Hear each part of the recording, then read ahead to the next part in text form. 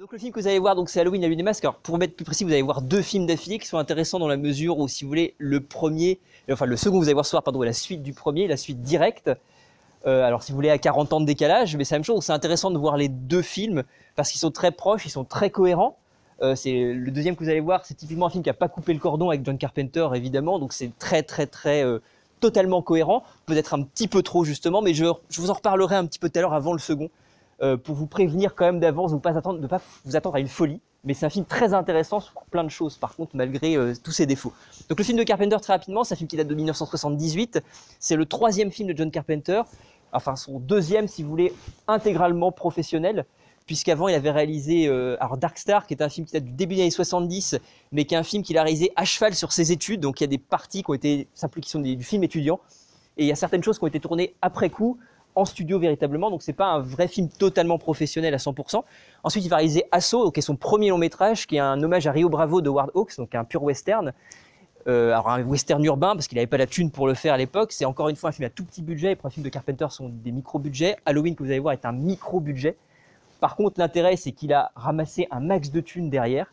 Si vous voulez, après le projet Blair Witch de Sanchez et Myrick, c'est celui qui a ramassé le plus, qui a fait le plus de profit, avec un budget dérisoire, grâce à Carpenter et à sa compagne de l'époque, Debra Hill, parce qu'ils ont eu, on va dire, le coup de génie d'appeler le film Halloween, là où il ne devait pas s'appeler Halloween à la base. Le scénario, ça s'appelait Babysitter Killer, ce qui était un peu Z sur les bords. Il est probable que le film n'ait pas fonctionné avec ça. Halloween, ça l'a inclus, si vous voulez, dans une culture, ça l'a inclus dans un élément, si vous voulez, festif, qui fait que ça rameute des gens de toute façon.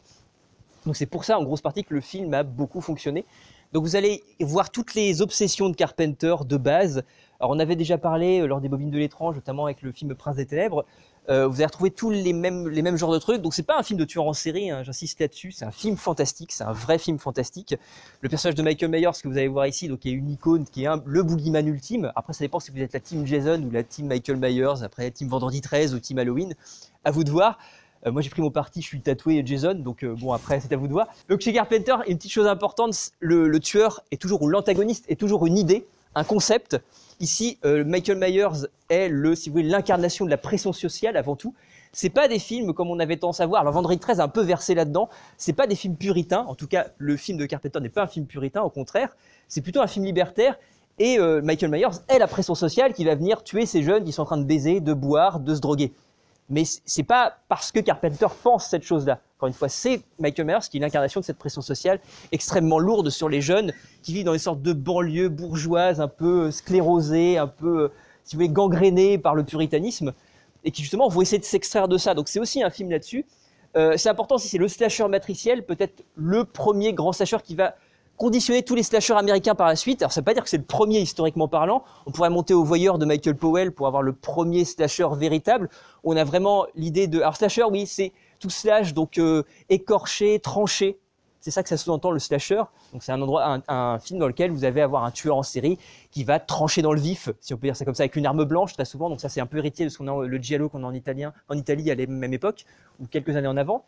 Donc vous avez Psychose d'Hitchcock, qui n'est pas vraiment un slasher, mais qui a beaucoup travaillé. Si vous voulez, Halloween de Carpenter est aussi un hommage à Psychose, dans une certaine mesure aussi. Vous verrez que toute la séquence de départ, la séquence d'introduction, c'est un pur hommage à Psychose, avec cette idée de vision subjective, qu'on récupère aussi, qui était dans le giallo. Et ensuite, vous avez un autre film qui est assez séminal aussi, qui sort en 1974, qui s'appelle Black Christmas de Bob Clark, qui est très inspiré également du giallo, et qui va, si vous voulez, alors, il y a Massacre en tronçonneuse aussi, mais c'est pas vraiment un slasher, c'est un survival plus qu'un slasher, qui est un peu héritier pour le coup de Délivrance de Borman, qui est plus proche de Délivrance de Borman que du slasher tel qu'on l'a actuellement.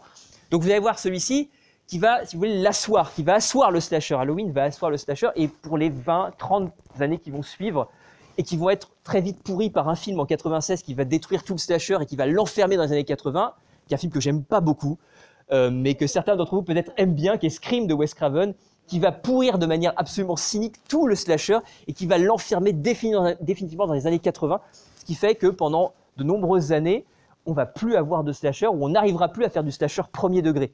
Parce que, si vous voulez, Scream aura détruit tous les rouages, mais d'une mauvaise manière. Si vous voulez, quand Wes Craven fait Scream, c'est un peu Je regarde de haut le cinéma d'horreur et le slasher, et je dis, regardez comment les ficelles sont grosses et inintéressantes. Rappelez-vous, non, en plus c'est même traité les trois lois qu'il y a dedans, dont la virginité est un rempart contre le mal, pour essayer de poser l'idée que le slasher est puritain, alors que c'est pas du tout le propos de Carpenter à la base, et c'est même le contraire. Donc j'aime pas beaucoup Scream, pardon, je l'aime pas du tout même. Mais ça a fait beaucoup de mal au slasher, si vous voulez, après, au-delà de la qualité intrinsèque du film, qui est plutôt bien écrit dans l'ensemble malgré tout, ça a fait beaucoup de mal par la suite. Donc ce qu'on verra tout à l'heure, juste avant le second Halloween, je vous reparlerai un petit peu de l'évolution de la saga, parce que c'est une saga extrêmement chaotique, qui a 15 000 timelines différentes.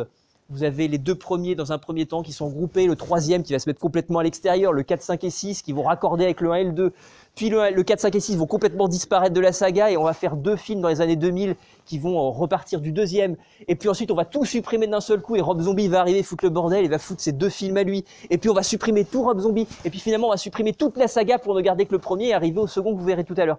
Donc c'est peut-être une des sagas horrifiques les plus compliquées qui soit, c'est un bordel conceptuel absolu, mais c'est une saga extrêmement intéressante et qui commence surtout par un chef-d'œuvre absolu que vous allez voir maintenant. Alors qui l'a vu au passage, parce que c'est vrai que j'ai pas demandé. Ah oui, d'accord, pas tant que ça, enfin vous êtes peut-être la moitié à l'avoir vu. Donc voilà, prenez beaucoup de plaisir à le voir parce que je pense que sur grand écran c'est un vrai bonheur à voir, c'est un film magnifique. Vous avez tout un travail aussi au passage rapidement sur l'inquiétante étrangeté aussi, ce qui est très important, c'est un concept qu'on a chez Freud, où si vous voulez le personnage de Michael Myers, donc, qui est encore une fois une entité abstraite, encore une fois c'est un pur concept, c'est pour ça d'ailleurs que tout le monde trouve ça ridicule en général quand Michael Myers court après, enfin avance derrière des babysitters qui courent et il les rattrape toujours, même si lui marche tout doucement, et elle les court comme des dératés mais il les rattrape et il finit toujours par les planter. Pourquoi ? Parce qu'encore une fois c'est du fantastique, ce n'est pas un personnage réaliste. C'est un monstre, Michael Myers, avant tout. Donc vous allez voir qu'il y a tout un travail sur l'inquiétante étrangeté et sur l'apparition, si vous voulez, de Michael Myers en fond de plan pour vous mettre mal à l'aise, pour jouer sur cette petite différence. L'inquiétante étrangeté, c'est pas l'explosion du fantastique dans le réel, c'est cette petite différence avec le réel, un tout petit peu, mais très très légèrement différente, très sourde, qui va vous mettre mal à l'aise parce que ça dévie un tout petit peu le réel, ça le pervertit un tout petit peu.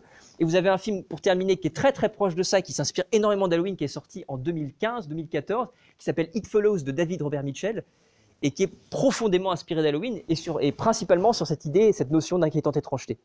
Donc je vous conseille aussi dans la foulée.